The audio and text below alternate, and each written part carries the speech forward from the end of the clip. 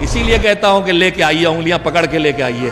جو میں کہہ رہا تھا آپ سے کہ آج ہمارے جوان باہر کھڑے رہ جاتے ہیں، دین سیکھنے کا ذریعہ کیا بچا ہے؟ قرآن اور حدیث ہم پڑھ نہیں پاتے، عربی میں ہے، کتاب ہے، اس کے بعد جو اس سے پڑھ کے لکھی جائے۔ کتاب ابھی تک اس زبان میں اتنی آئی نہیں جو آپ کی زبان اردو ہندی۔ اردو میں بھرا پڑا ہے دین، لیکن اردو آپ کو آتی نہیں، پڑھنا نہیں جانتے، خالی بولنا جانتے۔ مدرسے کے مولوی صاحب اگر ذرا دین سکھانے لگے اور ایک سنٹی مار دیں تو اس سے مار پیٹ ہو جاتی، وہ بھی ڈر گئے۔ پہلے بزرگ ماں باپ، بزرگ محلے کے دین سکھاتے تھے، وہ چیپٹر بھی کلوز ہو گیا۔ اب گھر میں دادا ہی ٹوک نہیں سکتے، بہو لڑنے کھڑی ہو جائیں گی، محلہ تو بہت دور کی بات۔ تو دین سیکھنے کے جتنے ذریعے بچے تھے وہ کیا ہوئے؟ قرآن عربی آتی نہیں، پڑھ نہیں سکتے، حدیث پڑھ نہیں سکتے، پھر نہج البلاغہ آتی نہیں، ہندی میں، انگریزی میں، گجراتی میں اتنا دین ابھی آیا نہیں ہے، تھوڑا بہت آیا ہے۔ محلے میں پیش نماز کی ہمت نہیں دین سکھائے، نوکری سے نکال دیا جائے گا، تو اب بچہ کیا ہے؟ ایک مجلس بچی ہے، زیادہ دو جملے کہنا چاہوں گا۔ ایک جو مجلس میں آنکھیں بیٹھے ہیں ان سے، اور جو باہر کھڑے رہتے ہیں نوحے اور ماتم کے انتظار میں ان سے، جو بیٹھے ہیں ان سے کہوں گا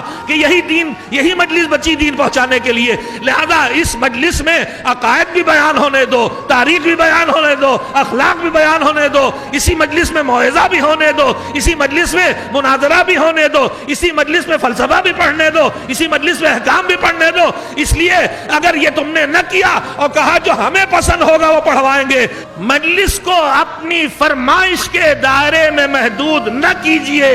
اور جو باہر کھڑے ان سے کہنا چاہوں گا کہ انہوں نے اپنے پسند میں بھی کچھ تھوڑا بہت خندر، خیبر، کچھ معراج، کچھ شب ہجرت سن لیا، کچھ تو دین تک پہنچ گیا، ان تک پہنچ ہی رہا ہے، پہنچ گیا کچھ ان تک۔ مگر جو تم ماتم کے انتظار میں باہر کھڑے ہو، تمہیں عربی نہیں آتی، تمہیں فارسی نہیں آتی، تمہیں اردو نہیں آتی، تم کتاب پڑھتے ہی نہیں ہو، تم دن بھر موبائل پہ کھیلتے ہو، تمہارے ہاتھ میں کتاب نہیں، موبائل پر آج کل اسرائیلی روایات زیادہ ہیں، اگر اس سے سیکھو بھی دین تو پتہ نہیں کہاں سے دین پہنچو، کون استاد تمہارا یہودی ہو جائے گا کہ عیسائی ہوگا، کہ کس گروپ سے ہوگا تمہیں پتہ نہیں، یہ نقلی مال چل رہا ہوا سب پر۔ تو اگر تم مجلس میں اندر نہیں آئے اور تم نے فرش اعضاء پہ آ کے نہیں بیٹھ کے سیکھا تو پھر کہاں سیکھو گے؟ یہ کمزوری کیوں ہے؟ یہ کمزوری اسی لیے ہو رہی ہے کہ مجلس سے باہر کھڑے رہ کے مجلس میں ماتم کے لیے آنے والوں کی تعداد بڑھتی جا رہی ہے۔